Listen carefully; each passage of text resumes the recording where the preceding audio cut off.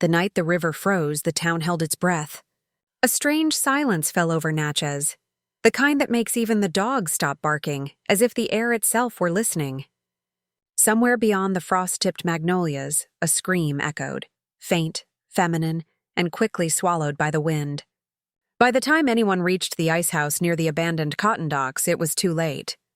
The door hung open, a single lantern still burning inside, its flame trembling like a frightened heart. On the ground lay a trail of footprints that began at the door and ended at the riverbank. And then, nothing. Nobody. No sign of struggle. Just the sound of ice cracking in the distance, like bones snapping beneath the weight of an invisible truth. They said her name was Eliza, a slave girl born in the sweltering summers of Mississippi, a child of silence and resilience. She was known for her stillness, the way she could move through a room without stirring a soul, her eyes deep and watchful, holding stories too heavy for her age. That winter she was 16, and though no one admitted it aloud, she carried more than sorrow in her heart. She carried someone's secret. In the days that followed, whispers spread through Natchez like smoke. Some said she'd escaped across the river, running north before dawn. Others swore they saw her ghost wandering the cotton fields, her white dress glowing under the moonlight, her bare feet leaving no prints. The ice house was boarded up after that. But old people in Natchez still say, when winter comes and the river freezes again, you can hear tapping beneath the ice, like someone trying to get out. Before we go deeper into this chilling story, make sure you stay till the end, because the final truth is something most people can't bear to hear. The morning after the scream, Natchez woke beneath a veil of fog. It crept in from the river, sliding through alleys and cotton rows, softening the edges of things. The rusted fences, the slave quarters, the cracked windows of the old sugar house. The world looked half asleep, as if it were trying to forget what it had heard. Down by the riverbank, a group of men stood staring at the ice house. The sheriff's coat was buttoned wrong, his hat pulled too low, and his breath came out in short clouds as he muttered to himself. A girl was gone, and though no one wanted to say her name, everyone knew it was Eliza. Eliza had belonged to the Hargraves, one of the oldest families in Natchez, people whose wealth was built on the backs of others, and whose smiles never reached their eyes. To them, she was just another shadow in their house, a quiet pair of hands that mended torn lace, polished the silver, and carried messages that weren't meant to be overheard. But Eliza listened always. There was something about her silence that made people forget she was there. And in that silence, she gathered the truth, piece by piece, like a girl collecting broken glass and hiding it beneath her bed. That winter had been cruel, colder than anyone could remember. The river froze solid for the first time in decades, trapping the town's reflection beneath the ice. The Hargrave estate was restless. Mistress Caroline was ill and spent her days in bed, coughing into silk handkerchiefs that her husband never washed.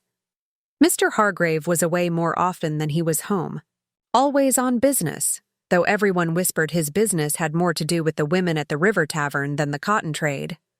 And then there was Samuel, their son, 18, restless and reckless in the way boys become when they've never been told no. He would linger near the quarters at night, lantern in hand, his voice low and careless, calling out for Eliza when no one was supposed to. The night before she vanished, Eliza had been seen walking toward the ice house with him. A stable boy caught a glimpse of them, her white scarf trailing behind her, his hand gripping her arm too tightly. They didn't look like lovers. They looked like a secret about to burst. When morning came, Samuel Hargrave was found asleep in his bed, his boots still muddy, his knuckles bruised, and Eliza was nowhere. The sheriff questioned the house slaves first, but fear sealed their mouths shut. He searched the riverbank, then the woods, even the Hargrave cellar. Nothing. It was as if the girl had melted into the fog. But one thing stayed behind, a lock of hair caught in a splinter near the ice house door. It was dark, coarse, and unmistakably hers. That night, the wind turned colder. The shutters of the Hargrave house clattered like bones. Samuel stayed in his room, pacing, smoking, drinking from his father's decanter. He told his mother he didn't remember anything from the night before, that Eliza must have run off, that she was ungrateful. But his voice trembled when he said it. He avoided mirrors, as if afraid of what might be staring back. Outside, under the cypress trees, the ice on the river began to crack. It made a sound like a whisper, faint, rhythmic, patient. Some said it was just the current shifting. Others said it was the sound of someone knocking from below. And in the Hargrave house, the air grew heavy with the kind of silence that only follows guilt. Days turned into a hush that the whole town could feel. Natchez, so used to gossip and noise, suddenly found itself wrapped in a stillness that seemed to press against every window pane. The fog didn't lift for a week. It clung to the trees like wet breath, to the gravestones in the churchyard, to the very bones of the people who lived there. And in that quiet, every creak of wood, every crow's cry, felt like a confession waiting to happen. At the Hargrave estate, life pretended to go on. Breakfast was served at 8, the bells still rang for Sunday Mass, and the servants still moved like clockwork through the halls. But beneath the rhythm of daily life, something was wrong. Mistress Caroline's cough had worsened. Her skin had turned pale as candle wax, her eyes glassy, always searching for something that wasn't in the room. She asked for Eliza every morning, forgetting, or perhaps refusing to believe, that the girl was gone. Sometimes she claimed she could still hear her humming in the corridor, that soft, low tune Eliza used to hum while scrubbing the floors. Samuel stopped speaking to everyone. He spent his days by the window, staring toward the river, his eyes tracing the horizon as though he were waiting for something to crawl out of it. He stopped going into town. The stable boy said he'd seen him down by the ice house one night, standing there barefoot in the snow, just staring at the locked door, his breath visible in the lantern light. When he saw the boy watching, he didn't shout, didn't threaten. He only said, "Do you hear it too?" The sheriff returned 3 days later with muddy boots and no answers. He had dragged the river, questioned travelers, even written to towns upriver. But it was as if the world had swallowed Eliza whole. That night, he sat in the tavern, drinking slow and bitter, when old Mrs. Baines leaned over her whiskey and whispered, "That girl wasn't meant to vanish. Something's keeping her quiet." The sheriff laughed, but it was the kind of laugh a man forces when he's already seen too much. Rumors thickened like the fog. Some claimed Eliza had been carrying Samuel's child. Others said she had caught him in a sin too dark to speak of and threatened to tell his father. There were whispers of the ice house, of how it was used for more than storing meat, of things buried beneath its cold floor. Every story contradicted the last, yet all shared one thing in common: the sense that whatever happened there hadn't ended. One night, the Hargrave maid, Clara, went to fetch water from the well behind the house. She swore she saw movement near the ice house, a flicker of white, a shape half hidden by the mist. It wasn't the way someone moves when they're living. It was too slow, too certain, like a memory walking in circles. When she dropped her bucket, the echo sounded like a cry, and she ran back, trembling. Mistress Caroline asked her what she'd seen. Clara only said, "She ain't gone, ma'am." Not all the way. The next morning, frost covered every window. It formed strange patterns, circles, spirals, shapes that looked almost like fingerprints. Samuel didn't come down for breakfast. When the butler knocked on his door, there was no answer. The sheriff was called again, his face drawn, his patience thin.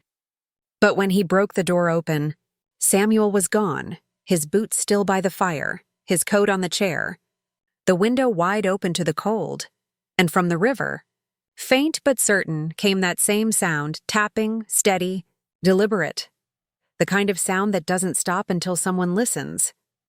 The river never stopped whispering. Even when the fog lifted, leaving the sun to glint off the frozen surface, there was a sense of something lurking beneath the ice. Villagers who walked the banks spoke of strange shadows caught in the reflection, or the hollow thump of something moving beneath the frozen crust. Children were warned not to stray too close, yet curiosity always wins over fear. and more than one small hand had disappeared briefly into the cold, returning pale and shaking, claiming they had felt something brush against their ankles. Inside the Hargrave estate, the absence of Eliza had begun to shape the walls themselves. The quarters she had occupied were untouched, as though someone had pressed pause on that part of the house. Her bed was neatly made, her belongings folded, the faint scent of lavender lingering in the air. But there were traces, a smear of dirt on the floorboards, a broken hairpin by the fireplace, the faintest imprint of a small hand in the dust, that reminded everyone she had been there, had existed, and had vanished without a trace. Samuel's disappearance only deepened the sense of unease. Townsfolk whispered about what might have happened that night, their voices low with fear and fascination. Had Samuel fled? Had something taken him? Or had he been complicit in Eliza's vanishing? Every glance at the frozen river carried a suspicion, every crack in the ice a possible revelation. The sheriff, stubborn and increasingly unnerved, began to focus on the icehouse itself.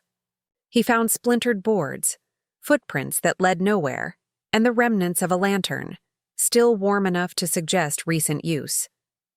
A strange pattern of scratches on the floor hinted at movement, frantic, desperate, yet carefully contained. Those who had once laughed off superstition now felt a gnawing certainty. Something beyond explanation had passed through that house. That river, that winter night, one evening. As dusk fell and shadows lengthened across the snow, a traveling merchant arrived in Natchez. He claimed he had seen a girl walking along the northern bank of the Mississippi, her white dress glowing faintly in the twilight. When questioned further, he hesitated, his eyes flickering with a story he did not wish to tell. "She walks alone," he murmured, "but I think she's not really walking. She's waiting." By then, the Hargraves had become prisoners of silence. Caroline rarely left her room. Mr. Hargrave paced the halls muttering about loss and shame, though he never named what he feared had been taken from him.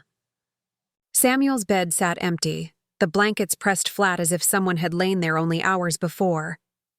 And in the quarters, whispers moved like a living thing, carrying fragments of memories that belonged to Eliza, fragments that hinted at knowledge too dangerous to speak aloud. Outside, the ice groaned under its own weight, a deep, resonant sound that traveled across the river and into the town. Some swore it was Eliza trapped beneath calling for freedom. Others said it was Samuel hiding from justice.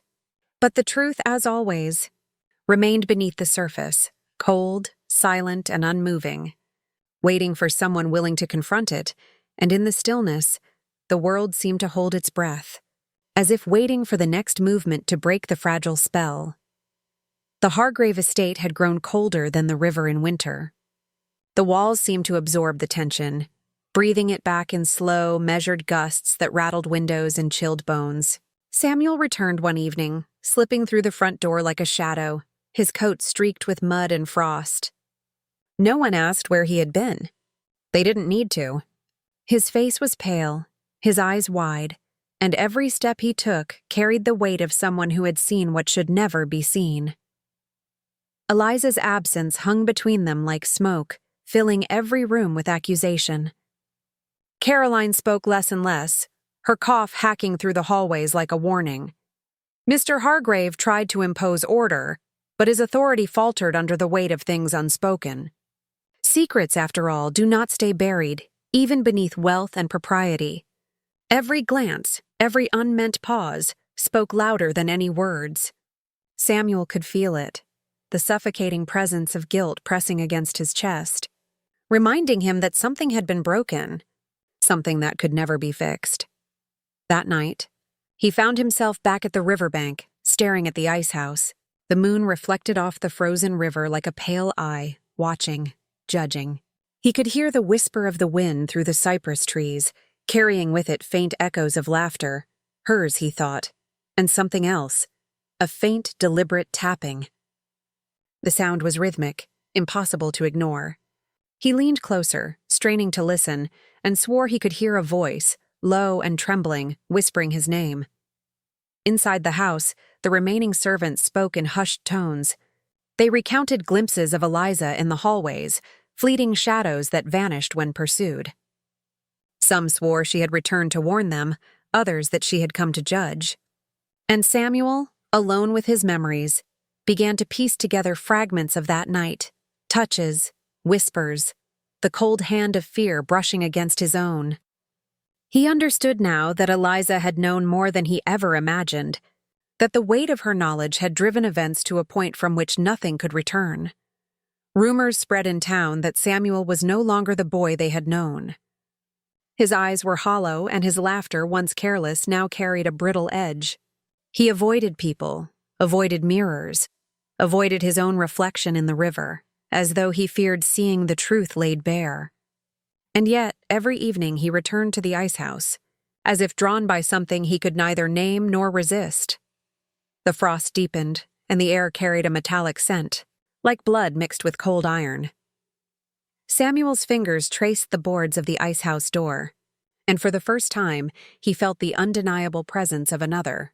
Not a shadow, not a memory, but something alive beneath the ice, something waiting, and in that moment, he realized the truth was not just in what had vanished, it was in what remained, unseen and unforgiving, lurking in the silence that followed. The town of Natchez had become a place where whispers carried more weight than spoken words. Families closed their doors early, shutters drawn tight against the cold, against the rumor, against the memory of a girl who no one could forget. Samuel Hargrave felt the invisible walls of suspicion pressing in on him. Every glance from a neighbor, every nod from a stranger felt like judgment. And yet no one dared confront him openly. They only muttered behind curtains, afraid of the truth, afraid of what the ice house might still hold. Inside the estate, alliances shifted like sand. Caroline, weakened by illness and grief, leaned heavily on the servants who remained, trusting them with her silence more than her words. Mr. Hargrave, once imperious and commanding, now wandered the halls with a restless gait, searching for answers in the creak of floorboards and the draft that slipped beneath closed doors. The servants, meanwhile, were caught in the tension between survival and conscience, their loyalties fractured. Some remained devoted to the family, fearful of punishment.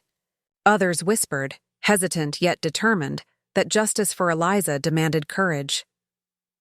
Samuel, meanwhile, grappled with a truth he could barely face. He remembered every look, every word, every moment of that night by the ice house. He had thought himself clever, able to manipulate, to control the outcome. But he had underestimated Eliza, underestimated the weight of her awareness, her silence, and her power. Now, in the aftermath, he felt that power pressing against him like the frozen river itself, unyielding, cold, and infinite. One evening, as the sun bled orange across the horizon, Samuel found the stable boy lingering near the edge of the property. The boy's hands trembled, and in his eyes, Samuel saw the same fear that had rooted itself inside him. "She isn't gone," the boy whispered, voice barely audible over the wind. "I've seen her in the fields, in the windows near the river. She watches. She waits." Samuel's throat tightened, his pulse racing, as he realized that Eliza's absence was not emptiness. It was presence, a quiet, relentless force that had outlasted him, that haunted every shadow of the Hargrave estate. That night, he returned to the ice house alone, boots sinking into the frost, lantern shaking in his hand. The door groaned as he pushed it open, revealing splintered boards, empty darkness, and the faint outline of footprints that led straight to the river, and then disappeared. He knelt, pressing his hand against the cold wood floor, and for the first time, truly understood that whatever had happened, whatever had been lost, was beyond reclamation. And in that realization, a shiver of dread ran down his spine, as if the night itself had breathed a warning he could not escape. Outside, the wind howled, carrying the faintest echo of a girl's voice, singing low and haunting, a lullaby of accusation, of sorrow, of memory. Samuel closed his eyes, listening, knowing that he would never be free of her, never be free of what had unfolded beneath the ice. Winter deepened, and the river became a mirror of glass, reflecting a sky streaked with gray and the skeletal branches of the cypress trees. Natchez had grown quieter than ever, Windows stayed shuttered, doors bolted, and even the animals seemed subdued, sensing the lingering tension that hung over the town. Samuel moved through it like a ghost, each step measured, each glance over his shoulder betraying the fear that gnawed at his chest. He had tried to speak, to explain, to excuse, but words were useless against the enormity of what had occurred. They could not summon Eliza back, nor could they erase the imprint of guilt she had left behind. In the town, rumors persisted of her sightings. Some claimed she had been carried away by the river itself, that the ice had swallowed her whole and set her spirit free beneath the frozen surface. Others swore they had seen her walking among the cotton fields, silent and watching, her presence both comforting and terrifying. Yet one figure, unnoticed by the Hargraves, had begun to follow the faint threads of her story, an outsider, a scholar of the strange and the hidden, who had come to Natchez under the guise of trade, but carried a sharper eye for secrets. This man, tall and quiet, moved through the town like a shadow, observing, noting, waiting for the moment when truth and lies would collide. Inside the Hargrave house, Samuel's nightmares grew heavier. He dreamt of Eliza's eyes, wide and unyielding, accusing him of sins he had tried to forget. He dreamt of the icehouse floor cracking beneath him, swallowing him whole, dragging him beneath the river where she waited, patient and unforgiving. Awakening each morning, he found the room colder than the night before, the lanterns casting trembling light over the empty spaces she once filled. One evening, he ventured toward the river, compelled by a force he could not name. The snow crunched underfoot, the air sharp and metallic, and the wind carried the faintest whisper of her voice. He paused at the edge of the ice, staring down into the opaque water, and saw it. A shadow shifting beneath the surface, following his gaze, waiting for him to make the first move. For a moment the world fell away. There was only him, the river, and the unseen witness who had been there all along. Returning to the estate, Samuel avoided conversation, avoided light, and avoided reflection. But he could not avoid memory. Every footstep, every sound, every creak of the house reminded him of her. The girl who vanished yet lingered, the presence that refused to leave, the truth that could not be spoken aloud. And somewhere, in the deepest corners of his mind, he began to understand that he was no longer the observer in this story. He was a participant, trapped in the consequences of events that had spun beyond his control. Outside, the river sighed beneath the ice. The night seemed to pause, waiting, as though the world itself knew that what was unseen carried more weight than what was visible. Samuel shivered, pressing his hands to his face, realizing that some truths are never revealed, but their consequences echo endlessly. Spring arrived reluctantly in Natchez, its warmth struggling against the memory of the long, cruel winter. The ice of the river had begun to melt, sending jagged sheets floating downstream like shattered mirrors. Reflections rippled in the water, distorting familiar shapes into something uncanny, as though the river itself had absorbed the past and was now replaying it back, warped and unforgiving. Samuel Hargrave avoided the banks, though part of him longed to see what had once taken Eliza.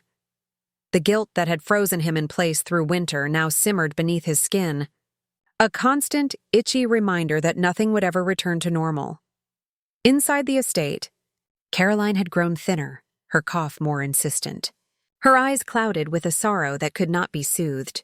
She no longer asked for Eliza directly, but sometimes, in quiet moments, she would stare at the empty quarters and whisper a name no one else would hear. Mr. Hargrave, meanwhile, remained restless, pacing the halls as if trying to outrun the past, though the echo of that night trailed him in every corner, in every shadow. He had begun to notice small anomalies, a fleeting movement in the corner of a room, the faint scent of lavender in the cold hallways, the inexplicable chill that settled over the house at night. Rumors in town persisted, growing bolder as spring's warmth encouraged the lips of the fearful and the curious alike. Some spoke of Eliza appearing near the riverbanks, barefoot and silent, watching the estate as though she were counting the sins of its inhabitants. Others swore she had been taken far north by strangers who understood what she had witnessed. Yet all agreed on one thing. Her presence was felt everywhere. In every creak of floorboards, every sigh of the wind, every ripple of the river. One evening, Samuel stood by the window, lantern in hand, staring at the distorted reflection of his own face in the river below. He saw not just himself, but fragments of the night he tried to forget. The icehouse door swinging, the lantern trembling, and Eliza's eyes, wide and unwavering, holding secrets that refused to die. His reflection fractured with the ripples, multiplying the memory, forcing him to confront it again and again.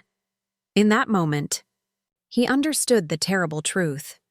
No matter how far he fled, no matter how deeply he buried the memory, Eliza's absence was a presence. It had a weight, a shape, and a voice that would not be silenced.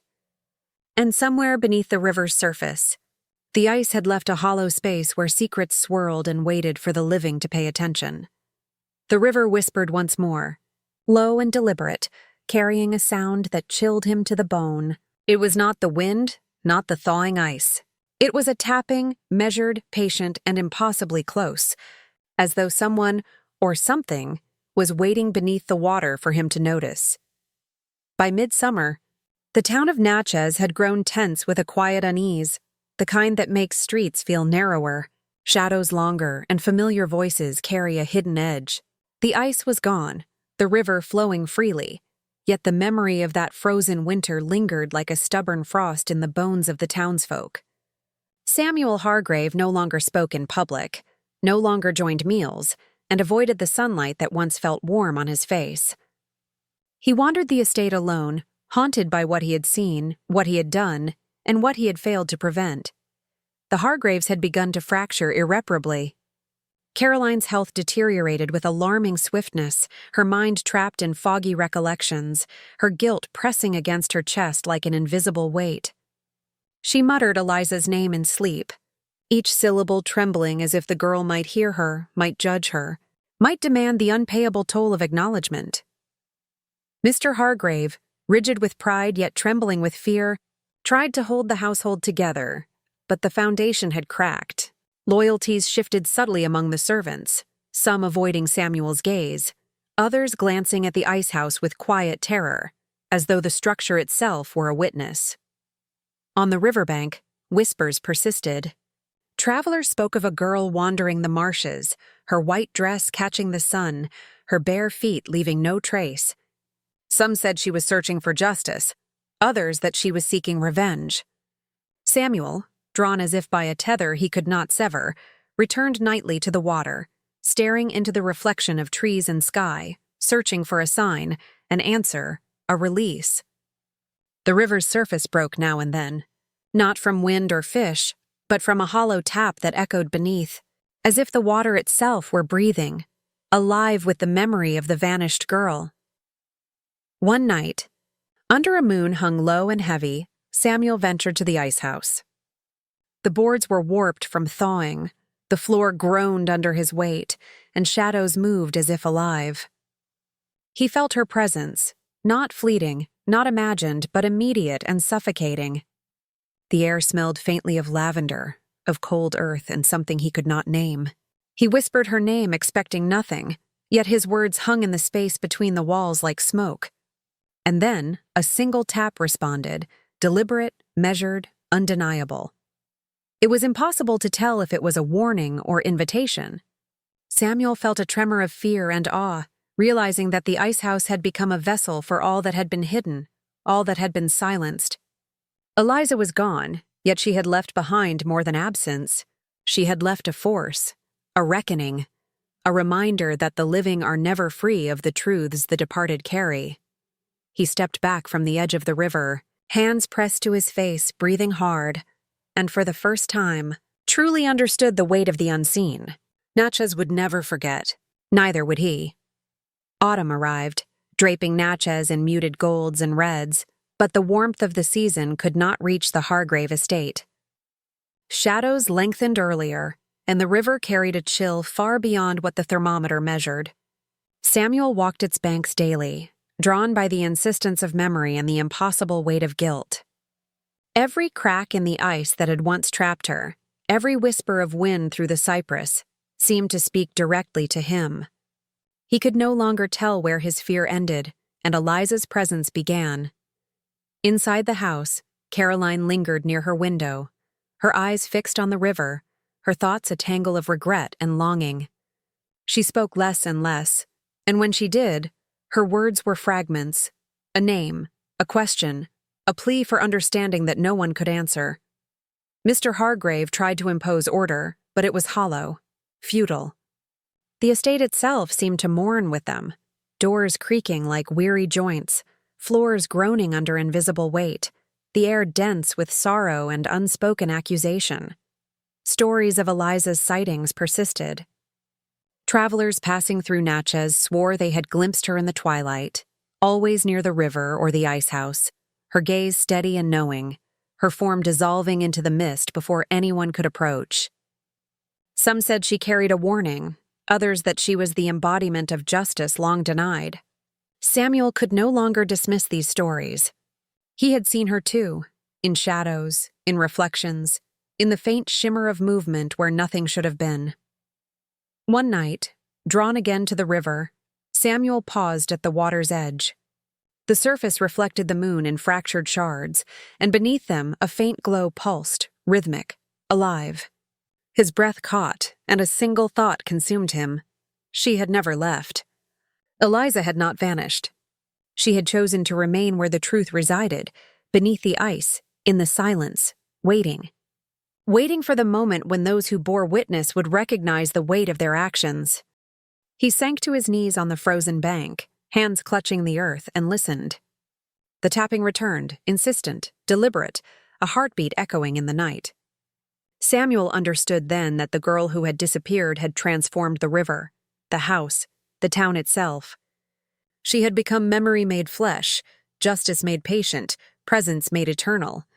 And in that realization, fear gave way to something darker, something heavier, the knowledge that some absences never end, that some lives, though vanished, continue to shape every step of the living. The wind whispered her name. The river answered with a sigh. And Samuel, trembling, stared into the dark water, knowing that the past would never release its grip. Winter returned, sharp and unrelenting, cloaking Natchez in a quiet that pressed against the skin and seeped into bones. The river, now thick with new ice, reflected the pale, tired sun like a distant eye, watching, judging. Samuel Hargrave moved through the estate as if he were already part of its walls, his figure gaunt, his eyes hollow with the weight of memory. He rarely spoke, rarely ate, rarely looked anyone in the eye.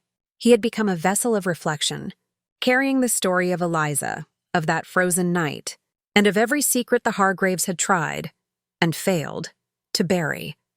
Caroline had grown frail, her cough a steady drumbeat that measured the passing of days. She spent hours at the window, staring at the ice house across the river, as though willing Eliza back with her gaze. Mr. Hargrave had become a ghost of authority, walking the halls in silence, muttering at empty corners, checking doors, tracing footprints that no one had left. The servants, too, were changed. Eyes flickered toward the river and the frozen house, mouths shut by fear or respect or guilt. The estate itself seemed suspended in time, caught between past and present, life and memory, justice and silence. One evening, Samuel returned to the riverbank alone. The frozen surface shimmered beneath the moonlight, fractured like the remnants of a shattered mirror. He knelt at the edge and pressed a hand to the ice, feeling the pulse beneath it, a subtle vibration like a heartbeat, steady and deliberate. The wind carried a whisper, low and haunting, as if she were there, just beneath the surface, watching him, waiting for him to see clearly. He closed his eyes listening, allowing the memory of her to fill him completely. The soft rustle of her dress, the faint scent of lavender, the quiet strength that had outlasted fear, cruelty, and winter itself. He realized then that Eliza's disappearance had never been absence. She had become the conscience of the town, the reflection of its sins, the voice of what could not be named. And in acknowledging her presence, in recognizing the weight of what had occurred, Samuel felt something shift, a fragile light, thin but real, cutting through the shadow that had enveloped his heart. The ice cracked faintly beneath the moon, sending a whisper of sound across the river. Samuel listened. The tapping returned, patient and measured, but no longer threatening. It was a rhythm of memory, a pulse of reckoning, a reminder that the past is never truly gone, only waiting for someone to pay attention. He stood, letting the cold bite at his hands, and watched as the first faint glow of dawn lit the distant horizon. For the first time, he felt a trace of understanding, a sliver of release. Eliza was gone, yet she remained. She had vanished, but in her absence she had left something that could not be erased. A memory, a truth, a silent reckoning that would endure beyond the river, beyond the town, beyond the lives that had tried to contain her story. The world would move forward, but the echo of that night, the weight of her presence, and the river's quiet song would remain. And in that frozen dawn, Samuel finally understood, some light, once kindled, can never be extinguished.